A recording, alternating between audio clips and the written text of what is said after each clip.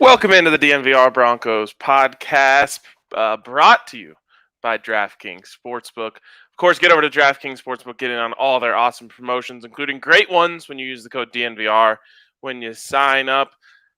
Ryan Koenigsberg here with Henry Chisholm, coming to you from Studio, I'm going to call this Studio N, as in not in Denver. That's the one thing Wow. that we both have in common here. Yeah, that is true. You're in Steamboat, right? Yes. How far is that from Denver? 3-ish hours. Okay, so that's not that bad. Yeah, I mean it's a quick drive. We hit a little bit of traffic on the way up that kind of slows you down. It's like if you hit no traffic, you can probably get here in 2.5. But it's just that distance of like it never feels too long. Like there's nice little checkpoints where you're like, oh yeah, we got to this point. We're halfway there. Yeah, that's nice. Montana, I guess there's direct flights. I'm still worn out. We were just blowing so much stuff up last night. It was pretty crazy. Went to a fireworks stand, just all sorts of different things flying up in the sky. It's there's literally nothing better than the 4th of July. Okay, so here is my take on this. God, we're starting off the pod with something we'll probably disagree on. So yesterday, great 4th of July up here. Went fishing, played, had family Olympics. You're looking at the one of two champions. Allie behind the computer is the other champion. So congratulations to us. Woo! Good job to us. One thing that it didn't include, we had lots of drinks, lots of fun. No fireworks, and I realized not needed, not necessary. I Oh my feel like goodness. the cons far outweigh the pros at this point. That's the thing though, is that in Colorado there are cons. There are no cons here. Like there's nothing that can go wrong. Like there's no laws against it. Like this house was literally flooded 2 weeks ago. Like I live in a rainforest, nothing's gonna catch on fire. Like you can just shoot whatever you want. We had these 3 little tanks, lined them all up against this castle firework and made a little war. We had all sorts of stuff go up in the sky and exploding. One mortar just about took out neighbor Mike, so that part Okay, I guess so could have been a con, but see what I'm talking about here. it's so much fun. Just like 2 hours, just things blowing up. How are your pets doing during that? Well, 2 of them are deceased and in their respective urns on the mantle, and the cat was hiding for the whole thing. So, I mean, the pets are actually neighbor Mike's dog Jill came over for a minute, just happened to turn around right when the fireworks are going off. And I mean, they were saying like, "Oh yeah, it doesn't matter. Like, she's fine with it. She loves fireworks actually." But then when you start them like 3 feet behind her, she hated that. So there was that one incident. Yeah, see, you're proving my point. I feel like I don't. I rest my Oh, case, Your Honor. you missed out on a lot of fun.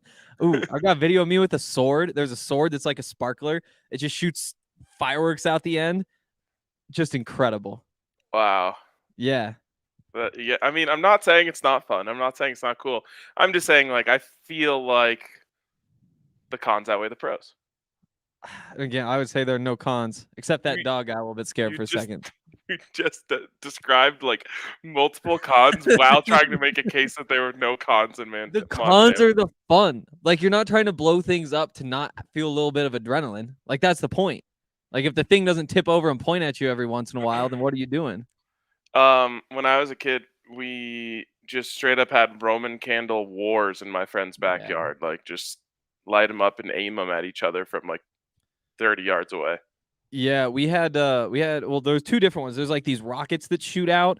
I know they were bottle rockets, but they said like you got to shoot them out of a tube at a 75-degree angle. So we just had a lacrosse stick propped up down there, just firing those things out on the golf course. You feel like you're pretty good at like a 75-degree angle. Like you've got that lined up pretty well. Yeah, I know the big ones, right? Like 90, 180, kind of like the famous ones. 270 is a big one. A lot of people talking about 270. But yeah, then like 75, you just kind of work off those others. The starting point is actually what always gets me.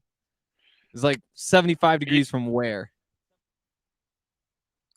It is funny though, kind of, because it kind of reminds me of when you're talking about like golf, and someone's like, "Oh yeah, it's just like a 75% swing," and like everyone thinks that they Yeah. can do that, but then I feel like every time I ever try, I'm like, "Oh, that was definitely 90%." Like 75%. That's difficult. It is. It is. The other fun part is like the sun goes down so late here. Like it's still kind of light out at 11.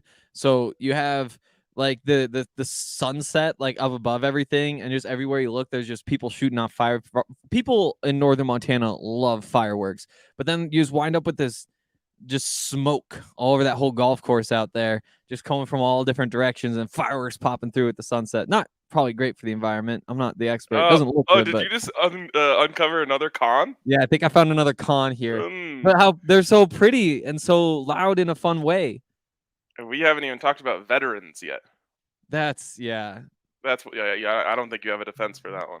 Yeah. It's this might be it seems like around here the veterans I know, like neighbor Mike I'm pretty sure is a veteran. He loved him. But that's one veteran. There's plenty of them around.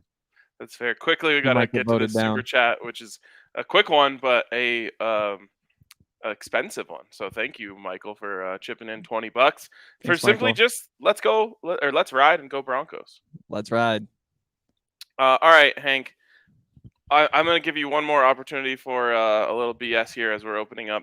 Yes. You said you were going on a big bike ride through the park. Oh. I did see that you went on a big bike ride through the park. Yep. Give us a quick breakdown of the experience. So the big news of the day was there were no animals. You got Zero animals. None, which is wild. And like you finish up, it was raining earlier in the day. Then the thunderstorms. I know, right? Like, what do they do? I saw one marmot. He was like just kind of skittering up a hill. But when we got up to the top, or at least not the top of the mountain, but where it's blocked off now because they still have to clear off the rest of the road of the snow. Somebody else got up there like 5 minutes later and said about a mile down there's a bear and just got scared, ran up in a tree. And so on the way down, you just kind of slow down a bit and you're looking for, the bear in the tree, but there's so many trees I didn't see the bear. But yeah, I mean, cool big mountains. We were in that cloud at the end, which is kind of trippy when you can't really see anything, but you just know there's 1,000-foot cliffs everywhere. That does. Montana's really brought out a bunch of adrenaline so far, and it's a lot of fun. That they could call themselves the adrenaline state. That actually, but see, the thing is, you don't want to market it too much because there's already too many people everywhere. You gotta call it like It also goes along well with like all the drugs that people do up there. Yeah, meth everywhere, guys. Don't come. Okay. So let's transition from your bad takes to someone else's bad take. There was a take that surfaced. I'm sure many of you have seen it. I'm not going to say who said it. Essentially saying, because Russ was in London with Sierra at Wimbledon, enjoying their time. And make sure you keep in mind right now, the Broncos are 100% off. They are doing nothing right now. This is like basically the 145-day period where they don't have anything going on. So Russ is in London with Sierra, and the take was, if the Broncos sputter out of the gate, this stuff is going to cause problems, or it's going to be problematic. I don't even know how to properly respond.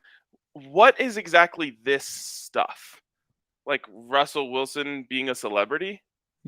I feel like that's exactly what it is. Maybe it's just like being a celebrity somewhere other than America.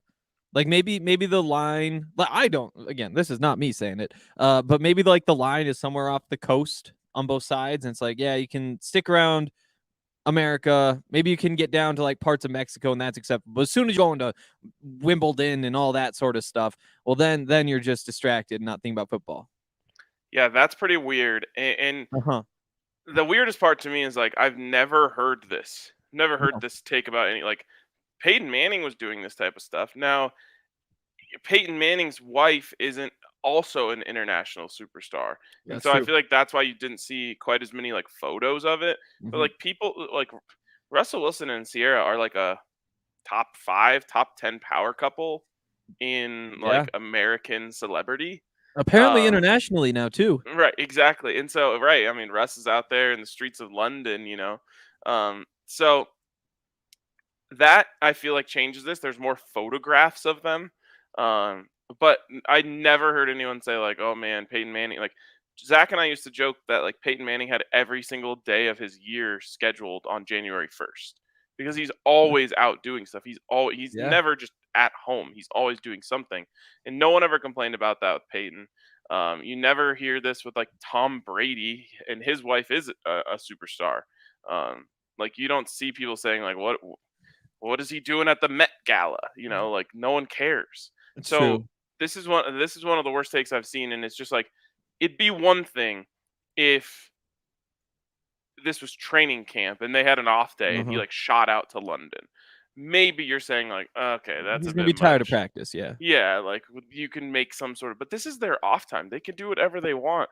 Like Demarius Thomas and Demarcus Ware went on like an African safari one time during this time. You know what I mean? Like Yeah. it it is the pure off season, and I just wanted to like back up my take here. So I reached out to a couple players and I just said like, "What is your reaction to this take?"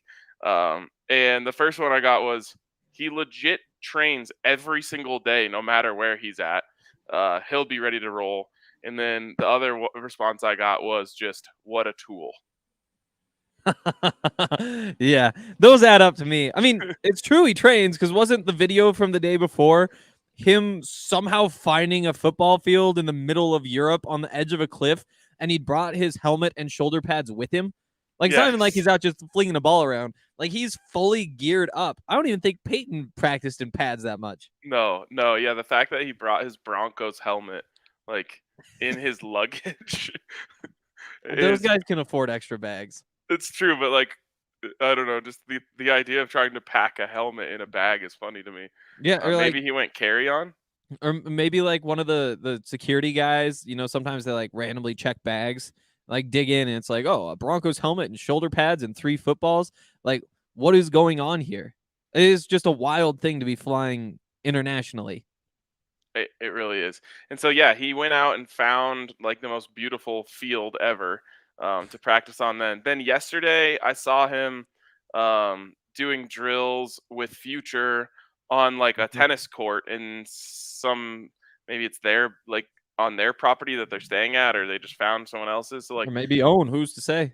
the thing is like um we kind of talk about how no one can really complain all that much about like the way Nathan McKinnon does things because he's doing it more than no one watches their diet more than Nathan McKinnon. No one Mhm. trains harder than Nathan McKinnon. No one is more of a perfectionist than Nathan McKinnon. And I feel like that's the same thing here. Like no one on the Denver Broncos is questioning Russell Wilson's work ethic because he works harder than everyone. And he's at the Exactly. facility before everyone. And he is, it'd be one thing again if they felt like it was getting in the way of his preparation. But aside from that, which everyone 100% believes in his preparation, there's no leg to stand on here. Wasn't wasn't Cam Newton practicing like touchdown celebrations or something back in like 2014? I think it was right before his MVP season, or maybe it was during it. Maybe, I think it was before. And people were upset about that. Like, why aren't you focused on playing football? You're focused on all these little dances. Just like, what are we doing here? There's time for both. There's plenty of time for both. For sure. And that's one of like the lamest things that comes out is like um people complaining when athletes do anything other than practice Mhm. as if anyone in the world only ever does their job. Like it's especially when athletes are struggling if you go look at their comments on like Instagram or Twitter or whatever, it's like you should be in the batting cage or like you should be practicing on like th- there's 24 hours in a day. Yeah. Imagine how many hours could you study a playbook before you just like aren't getting anything anymore? Like if you spent 5 hours a day reading the playbook, after 2 months, will you just be like, yeah, there's really nothing for me to do here anymore? Is like 3 hours a day? I'm not sure. I mean, if you're asking me personally, I'm not Yeah. taking anything in after about 30 minutes, and that might even be Uh, stretching it a bit. I'm gonna need like a coffee break, a Twitter break. So like probably 30-minute intervals for me. But I feel like even the person who is the best at this, maybe 4 hours. But I also, don't know. Russ said he already has the entire playbook down, As he should. and Like again, he's super smart. even like Jerry Jeudy said he already has the whole playbook down. So it's not like studying the playbook is a thing you can do right now. So wait, Jerry said that Jerry has it down, or Jerry said that Russ has it down? Jerry said that Jerry has it down. That's a good sign. I like hearing that. Yep. Yeah. So at this point, it's like workout in the morning is basically all you can do. And maybe at night too. Maybe, but like these guys' bodies go through so much during the season. I feel like they should probably be going pretty easy on them right now. Another thing that I saw was somebody saying, like, yeah, Russell Wilson is looking a little bit tanky right now, which isn't necessarily something I disagree with. But some Seahawks fans were chiming in saying this is what he does every offseason. And then over the course of the season, like just because he's doing so much and running so much and playing so much, that weight just comes off of him. Yeah, That makes sounds sense. wild. That's what happens to Nikola Jokic. Like at least Yeah. it's what did it earlier in his career. Now he just like stays in peak condition at all times. But I remember early in his, or like early, even just like 3 years ago, he came in and you're like, whoa, Yoke's looking pretty big. And then Uh-huh. by like the All-Star break, he's back to looking much smaller. Yeah. I wonder how much Jokic runs in a basketball game versus, I guess it'd really be versus Russell in a practice, because there's like one game a week versus 4 games a week in the NBA, you know? You don't. I mean, I guess when you're scrambling, you're running around in like as a Yeah. quarterback in a football practice. But other than that, you're not really running that much. I just think it's, you're training, then you're practicing, then you're playing on Sundays. Like And it's just eating your good food, which right. he's not Exactly. eating bad food now, but like you're really locked in. Someone said I've noticed Russ isn't drinking alcohol so much, so that's huge. It does make you wonder, like, I can tell you the Avs aren't following that off-season plan. and they shouldn't be. I'm not Uh, either. I was thinking about this real quick, not to derail too much, but like they only get a 3 month off season. It's So crazy. at what point do they do they have to like go back into at what point do they have to turn into next season mode? I mean, what? The first preseason game is like September 17th or something. Yeah. So they've got, I mean, you maybe you get to drink through the first week of August, and then you have like 5 weeks to really cut down to get into preseason shape. So they And even basically get that'd be tough to do. So they basically get a 6 week bender, and then they gotta reset. Yeah. I mean, Something maybe tells that's what me it is. something t- something tells me they're not stopping. It's tough to imagine right now, but you always think like, oh, they won the cup, they want to celebrate that, and yeah, that's part of it. But also, I mean, there's teams that are already 2 months into their offseason, more than 2 months into their I know. offseason. Some of it's winning the cup, but another piece is just like you have the shortest offseason. You got to pack it all into this tiny little stretch here. And give your body some rest. They're like going harder on their bodies right now. They are. The other thing about Russ, though, like he picks everything we see. Like there's very few things that come out that aren't coming out from him. There's like pictures of him at Wimbledon that somebody else takes and publishes, but that's him at Wimbledon. Like it's not like it's him in like a private time or anything. So if we don't see him drinking alcohol, that doesn't necessarily mean he isn't. I wouldn't be surprised if he isn't. Like he seems like the kind of guy who would, it's Russell Wilson. I don't imagine him just getting hammered every night, but like But like to he your could point, be. yeah, like to your point, like Dalton Reisner's the one chugging beers at the Avs game to get the fans riled up. Like Russ is just waving the flag. Exactly, because that's his image, and he's picked all this Right. up. We see him walk down the runway, and we see him throw footballs around like once a day, and those are the two things that come out, and we don't even know like the proportions of those two things, and like what else is going on behind the scenes. So you do have to remember he is controlling the narrative. Oh, 100%, as he should. He's in control of everything, including the team, and and I guarantee you they do not care. Now, we talked about how like Russ having his own office. Yeah, That to me, that's like more of a story than Russ went to Wimbledon. I agree. You know what I mean? Like that's where you could say like, okay, maybe there's a little bit of disconnect here. Like his celebrity and his power is so great that there's a divide. It just definitely has nothing to do with what he's doing right now. Totally. Yeah, that's there's a lot more meat on that bone. There's a lot you could dig into when it comes to The Office. When it comes to him going to Wimbledon, it's like, yeah, sorry, Teddy Bridgewater and Trevor Simeon weren't going to Wimbledon. Maybe they had it right. Also, the person who said that will be the only person trying to make it into a story if the Broncos Yeah. stumble out of the game. That's absolutely true, isn't it? Yeah. Like, oh, I said everybody be saying this. Yeah, exactly. It's like, still no one, still just you. Yep, I called it. I will say the Baker Mayfield, and I assume this is where he's coming from. The Baker Mayfield commercials thing backfired. Yeah. But again, like, I don't think it's because of the commercials. I don't think he was focused on making money off on the side or whatever. I mean, just happened to be a bad football player, and there were a lot of companies that made some really bad bets on who was going to be able to sell like car insurance or whatever else he was doing, because he was doing a lot of them. Progressive. Yeah. Are those the ones of him in the stadium? Or are those progressive ads? They might have been State Farm. Oh, I think you're right. Yeah. But he's everywhere doing commercials. And See it's how like, effective Hulu? advertising is on us? He had Hulu, right? He did have Hulu. Yep, that was a big one for him. Because it has live sports. They do. See, that one worked. That did work. You just pick one sentence and say it over and over and over again. I actually, tempted to look into that. Their package that they offer. Yeah, I wonder because I'm not I'm no longer a Pac-12 guy, so I don't need to pay $40 a month for Sling to get Pac-12 network. So I'm kind of a TV free agent.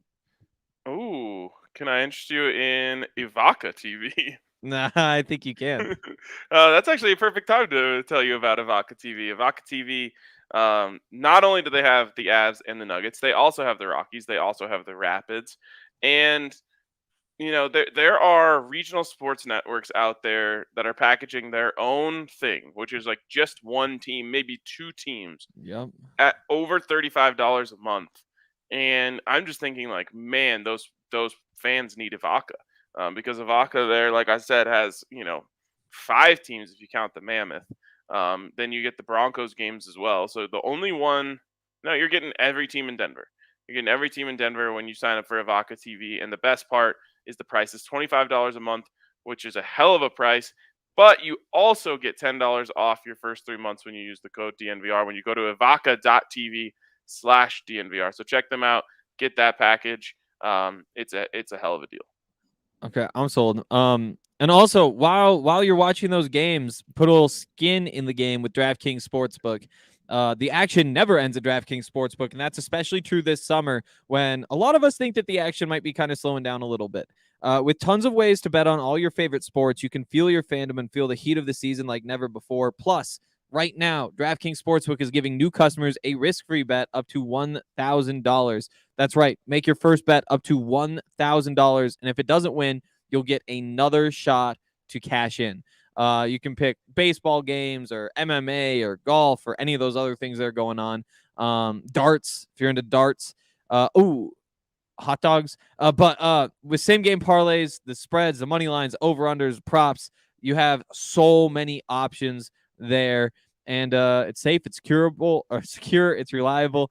So download the DraftKings Sportsbook app now. Use the promo code DNVR. Make your first deposit and get a risk-free bet up to $1,000. That's promo code DNVR only at DraftKings Sportsbook. Minimum age and eligibility restrictions apply. See DraftKingsSportsbook.com/details. Also, if you have a gambling problem, call 1-800-522-4700. A quick shout out to DraftKings because I withdrew some money the other day. I was having one of those weeks, and it was one enough to pull out a withdrawal. Henry, my withdrawal hit my account in under 10 minutes. It's crazy. Like, it feels so good. That was the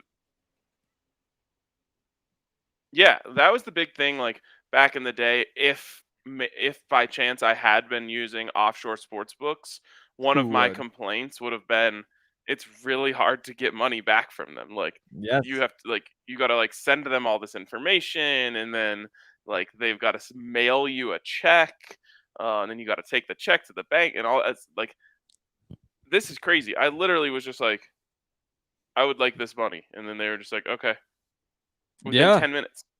Yeah.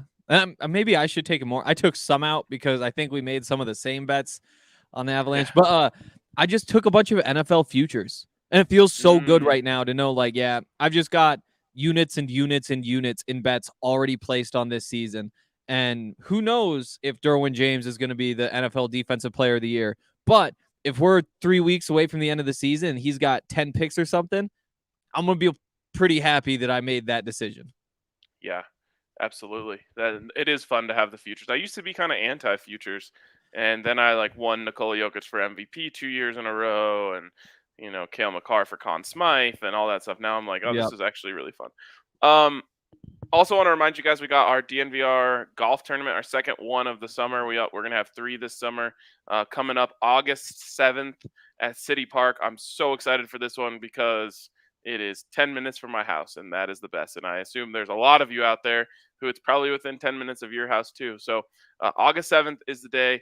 I believe it's an 8 a.m. or 7:30 a.m. shotgun. It's a scramble, so get your team together. But if you don't have a team, you can also sign up at DNVRlocker.com for just one. You can just sign up as a single, and we'll pair you with some other DNVR folks.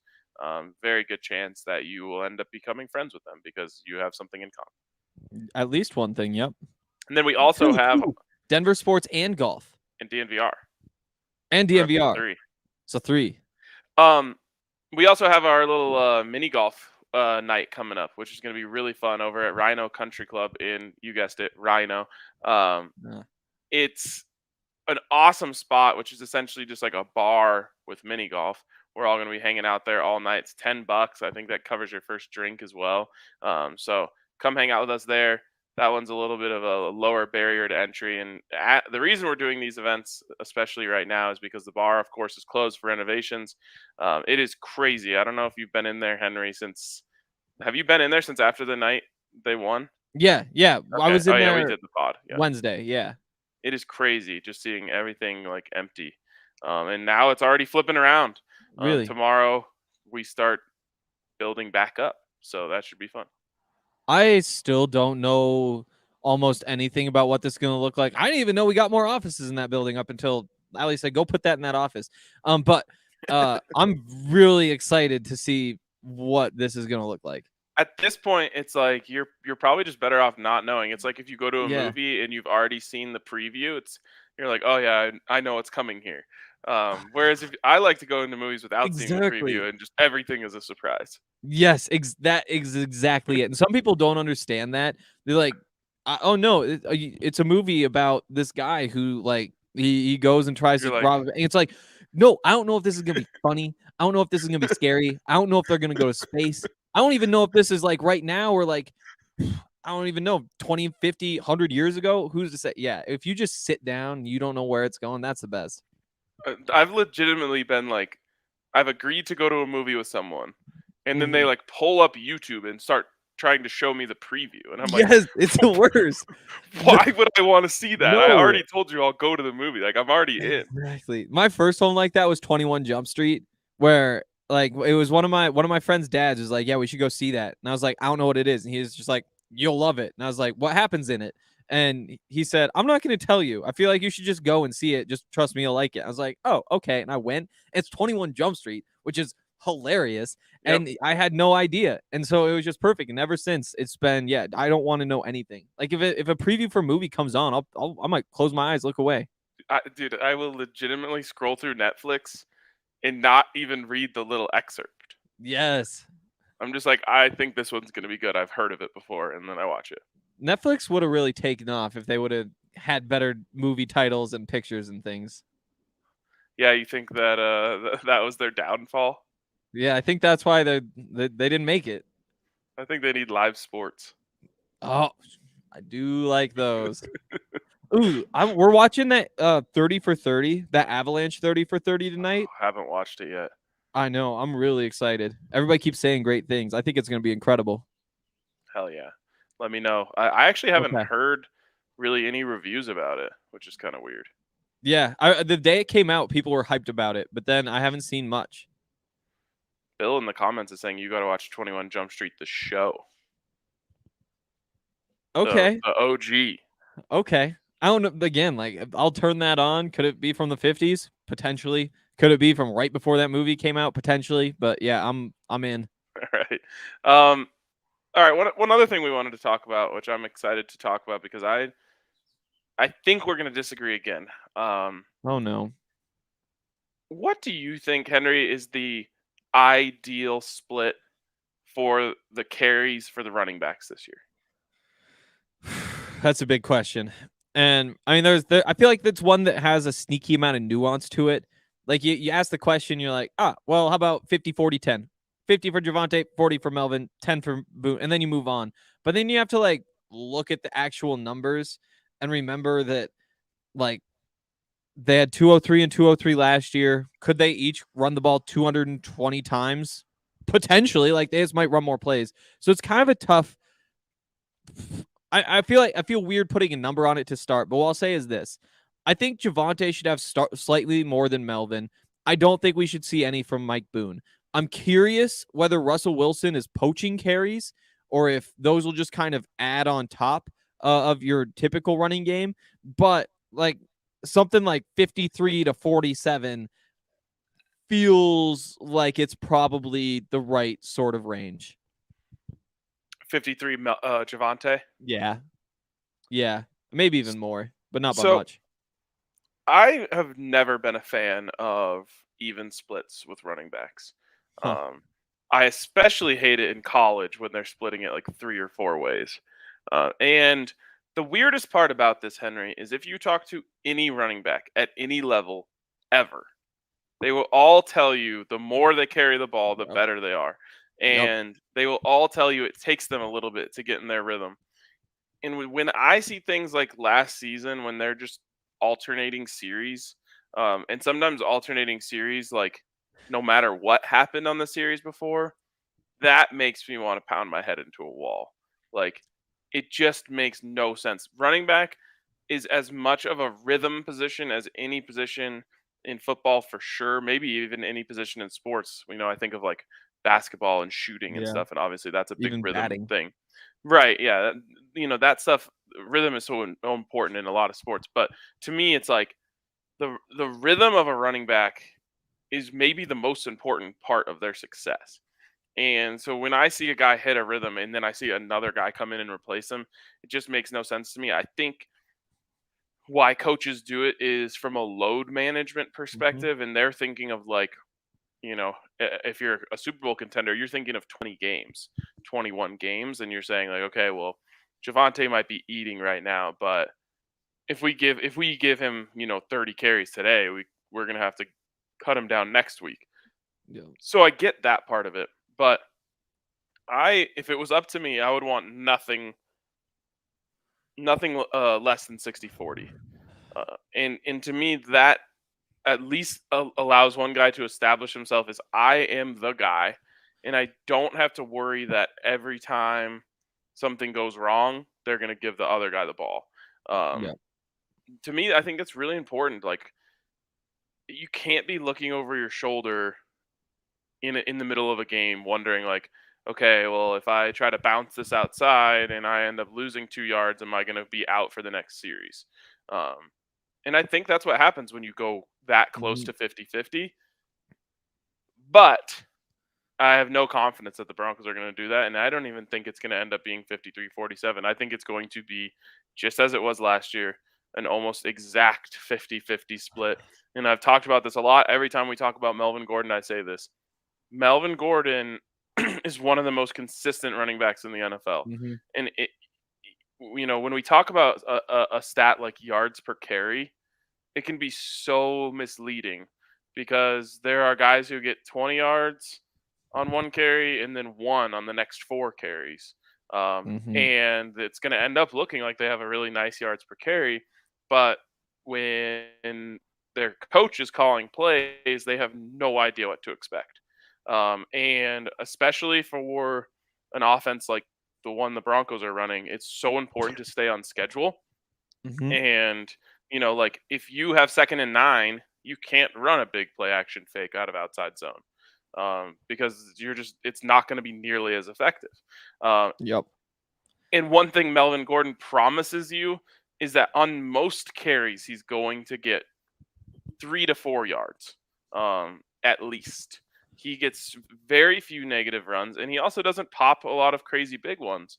But he's so trustworthy in the sense of just, okay, if someone, something happens in the backfield, he's going to be able to make a quick cut, move upfield, fall forward, and now you're 2nd and 6, and you're so much more comfortable than if you're 2nd and 9. Now, I'm not saying Javonte can't become that guy, but that was his big problem last year is while he had the big, awesome, tackle breaking runs, he also had a lot of in between there where it was, underwhelming and he ran into the back of an offensive lineman and, the play never got out.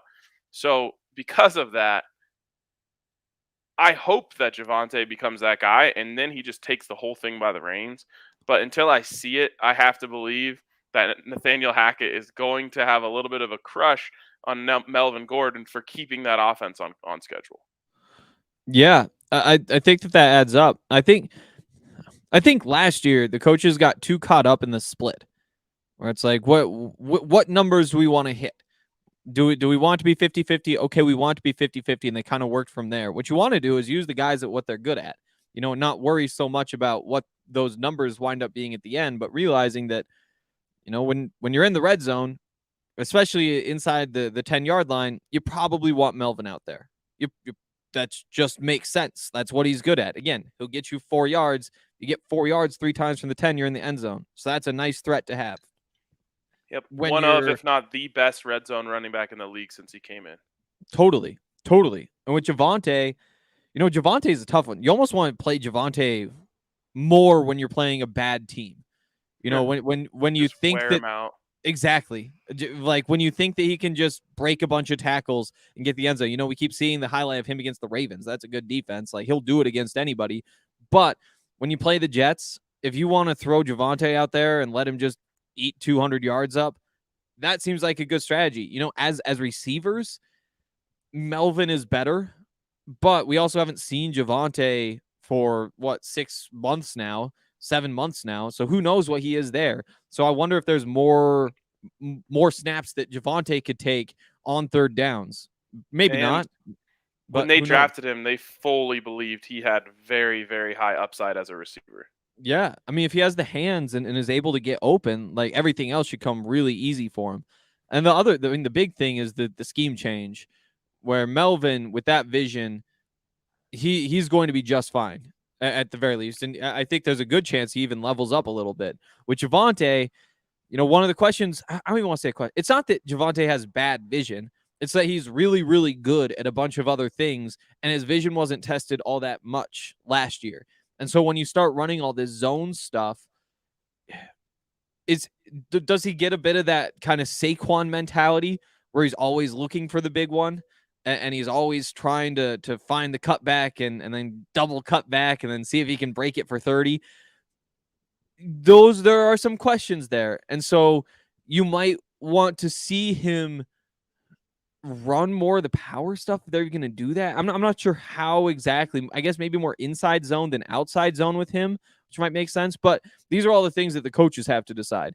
And they get to go through their practices and see what they're good at. And then week by week, figure out what they can do and who's going to be good at it. And I hope that that's what they're doing instead of last year where it felt like, oh, last drive was Javonte, so this drive is Melvin. Next drive is, and that's not coaching. That's like you have a spreadsheet or something. Right. Oh God, that was frustrating. Yeah. And I think at least one of the games where Melvin had a costly fumble, like Javonte was having a great game, and it was like, what are we doing here? Yeah. If somebody's hot, you got to ride them, and you start there. 100%. And again, that's always going to be the elephant in the room with Melvin. Yep. But every time I bring that up, Zach brings up what did he have? 4 last year? 4 fumbles. 3. And okay, he had 3 fumbles last year. Yep. 2 for Javonte. Exactly. They weren't nearly as loud though. No, and that matters, of course. Like Yeah. you have to have an even higher, sense of ball security the further into the game you get. But Mhm. that being said, is it hard to imagine Melvin going from 3 to 1? Not at all. 3 to 6 also on the table. But yeah, and I think I don't actually think 6 is on the table. Like at it can't be, 4, right? You get benched, right? you're benched, Yeah, maybe even especially cut. if you're losing them. Yeah, we'll see. But the other piece is that, Broncos fans, outsiders, they see Javonte as like this young, fun, new toy that you got to feed and see what he turns into and see what he becomes. Whereas if you're coaching the team, you just say, we have two good running backs. We aren't saying, oh, we have this 22-year-old and this 28-year-old or whatever. And so maybe we want to Mhm. ride this guy a little bit harder. You go into the week and say, we have two really good running backs. We have no reason to try to feed one over the other. If anything, they might be thinking, take the workload off the younger guy so we can ride him even longer. Melvin's on a 1-year contract. Get something out of that. And so I do Coaches think, don't think about that at all either. They're just thinking, what gives us the best chance to win? yeah, and what gives you the best chance to win could be either one of them, but you got to figure out who's going. And honestly, sometimes you wonder if they're both just going to do what they do, and so it puts you in a tough situation where you got to say, when do we play these guys? How do we split it? But it's it's Yeah. it's better to have two good running backs than to have Javonte and, say Melvin's gone. It's just Mike Boone, who could be fun, but then it's 70-30.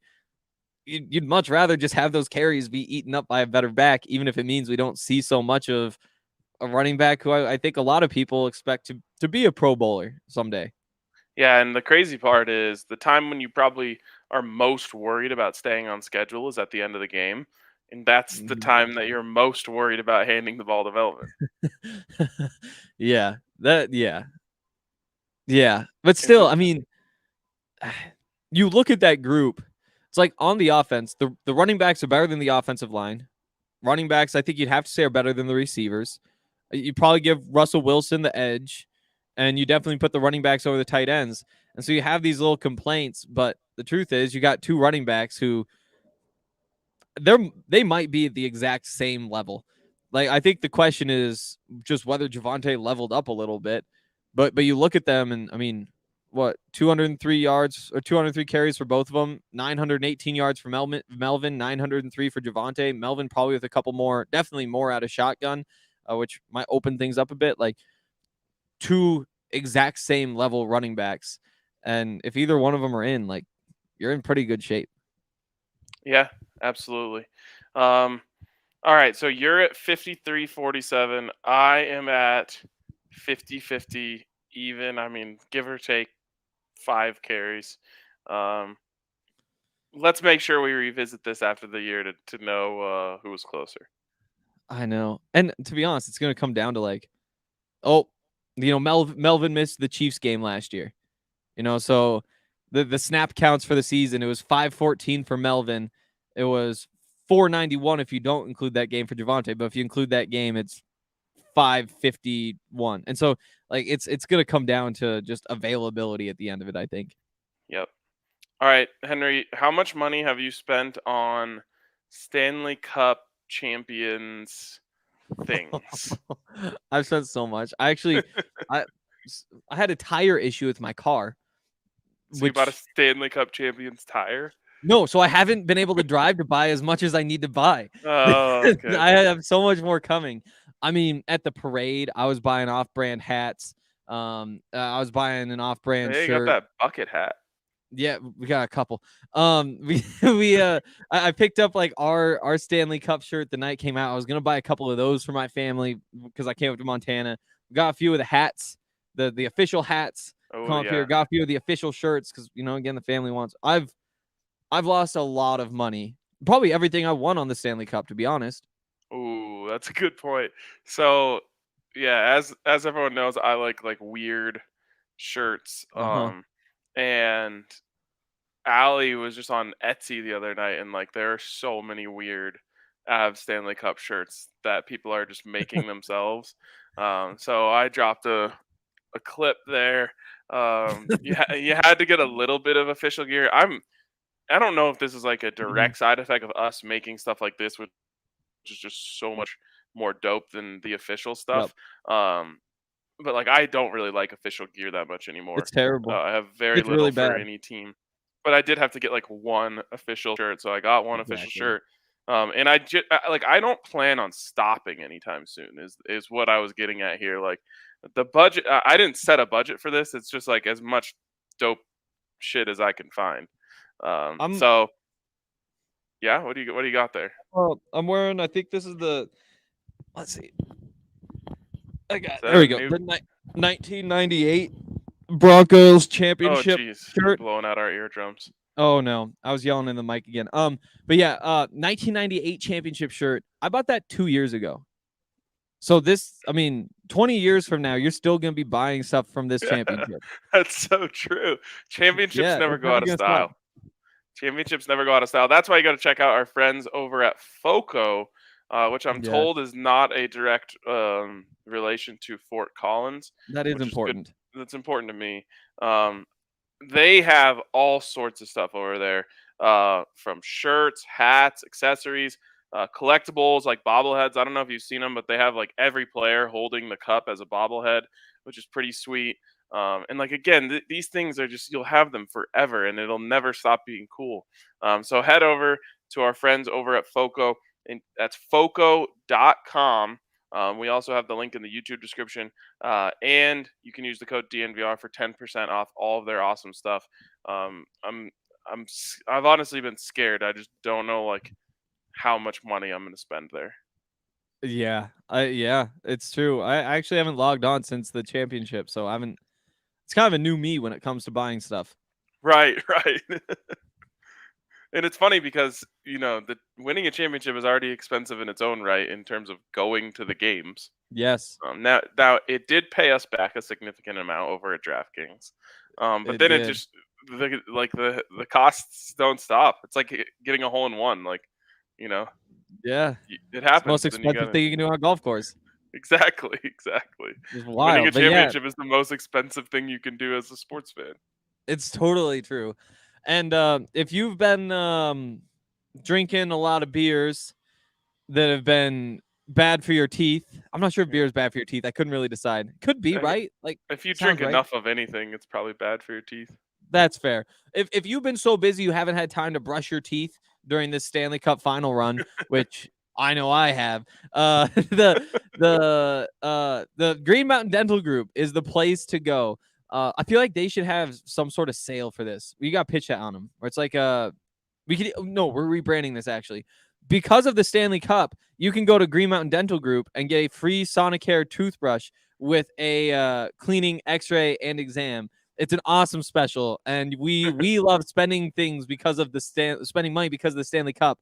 This is gonna be another one for me. Get down to Green Mountain Dental Group. It's a family-owned dentistry. They've been a partner of ours for Ever. longer than I've been here, and I've been here like 5 years, so a very, very long Really? Like time. you had a Green Mountain Dental ad on your first podcast? Yeah, absolutely. Wow.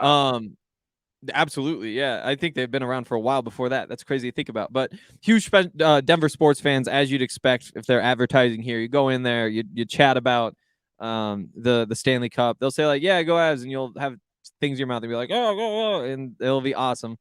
Go down to Green Mountain Dental Group and schedule a cleaning, X-ray, and exam. Get free Sonicare toothbrush.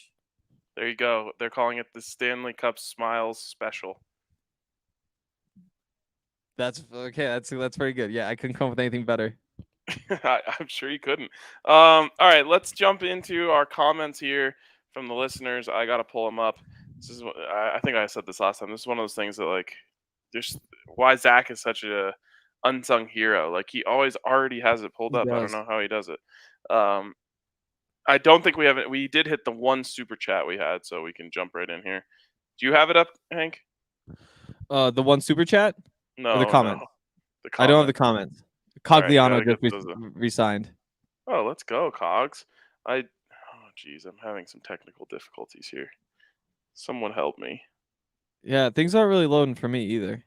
All right, I got to do it on my laptop. Okay, I'll try my phone.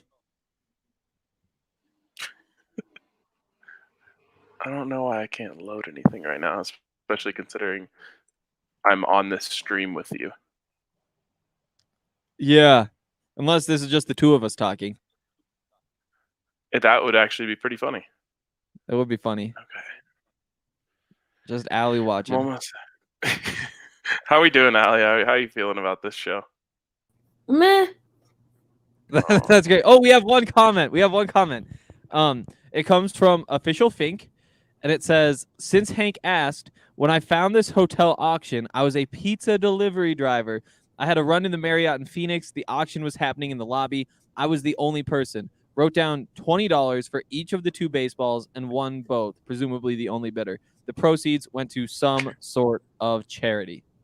I'm glad everyone got it up now, except me. I still can't access it, so that's a problem. Is this the right podcast, or is there another one? That's the one. This is the one. Yep. And we're just talking about hotel auctions still. I know this has been a 2-weeker. I kind of wish that I would have had the same opportunity as Official Fink, but all of the things that I saw had like $150 minimum bid. So we haven't heard any stories about this except for in Phoenix and wherever you were on the East Coast. Yeah, Washington, D.C. I'm still not sold. What do you think? What would you need to be convinced of this as a reality? I need this. I need stories from at least 2 more states. One of them has to be in the Midwest, and 3 more people. Okay. All right. So we're gonna drag this on probably for the rest of the week, or maybe forever because you can't find them. So we need 3 stories of people who listen to the show, and I know they're out there, who have seen a hotel silent auction, and we need it from 2 additional states, not Phoenix or Washington, D.C., and one of those states has to be in the Midwest. Yeah, I've seen them in Philly too. I said Phoenix, DC, and Philly. They're not counting you as a person. Blame Hank. Yeah, blame me. He says that you're just doing this to agree with me. I very rarely agree always with Ryan, does. so I would say that's not true. That's a pretty good point. So there you go. Someone help me out here. It can't be in Phoenix. No. When do you come back from Montana? Sunday. Sunday. Damn. Yeah. So what's on the docket for the rest? Oh, so let's see. So we got in Sunday, went straight from the airport up to the park, went through all those crazy mountains up through the cloud. Then yesterday. By the way, that's a long drive from the airport to the park. Yeah. Well, the problem was there was so much traffic. It was like an hour because of all the traffic. But yeah, so then did you fly into a different airport than we flew into? Oh, yes. Oh, okay. Yeah, bought tickets on time, so they were cheap. Or maybe we're picky about dates before, I can't remember. But yesterday blew a bunch of things up. Luckily it's a rainforest, so that's totally fine. Today doing the podcast, gonna go get a sandwich. Buffs are going to the Big 12, so I'm gonna do a podcast. That's not official, that's a prediction. Wednesday we got a boat. 1 to 7 we got a boat, big pontoon boat out on the lake. Thursday, Friday, Saturday, TBD. Probably a bunch of golf. All right. Last thing I have for you. Describe college football realignment in one word. Fun. Oh, okay. I would have said dumb. Yeah, dumb works too. If I was still covering CU, I'd probably say dumb. But from the outside, it's like, oh, this is incredible. What's going to happen next?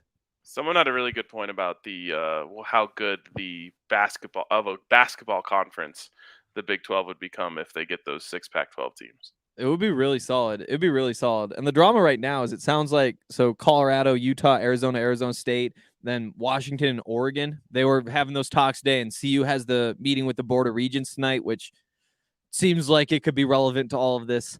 But we're just waiting to see if Washington and Oregon could get into the Big Ten. And they were rejected, but then the Big Ten said maybe if Notre Dame comes, then we could find a way to work you guys in too. What about CU? They would be so awesome if they made it there, and the Nebraska rivalry would be awesome. But like, right, the new media deal is paying out $90 million per school per year. And that means that if you're going to come in and take a slice of the pie, you better be contributing $90 million in media rights. And Colorado just isn't doing that right now. I mean, you're getting a How many really big TVs will you market. buy? Yeah, I'll exactly. buy so many TVs, dude. I'll Yeah, buy so many Big Ten networks. that's the thing. If you just had 2 more seasons in the last like 5 years where you were just you had to run for something, because like again, Denver will buy in. It's just that Denver is not going to pay a whole bunch of attention if you're not going to win. That's true of the Rockies, and that's true of the Nuggets and the Avs and the Broncos, even a little tiny bit. But like they'd jump on the bandwagon if CU had been good. You just haven't gotten that to happen. Bandwagon. Yeah. Yeah, no, it's totally true. The main reason why I use the word dumb is because a thing that I did today was Google how many teams are currently in the Big 12. So let's see. It was at 14, but then Texas and Oklahoma leave to get down to 12, but then they bring in the 4, so it's 16 plus potentially 6 more. So Big 20? I don't know. The answer when I Googled it today was 10. There are 10 teams in the Big 12 right now. But I assume that is including Texas and Oklahoma leaving. It would be. So was that the magic number for a minute there? It must have been. Oh yeah, because it was the Big 10 that was at 14. Big 12 was at 12. Big 10 was at 14. Yeah. Yeah, and then it went to 10. So Big 10 is not Big 10's at 16. The Big 10 asterisk. Yeah. Yeah. Not the actual Big 10. That's why this is also dumb. Pac-12's down to 10 and it's about to be 4, so. But if you want more about conference realignment, you can listen into Henry talk about it on the Buffs podcast later today. But for today on the DNVR Broncos podcast, that is going to wrap it up for us. We'll talk to you guys tomorrow.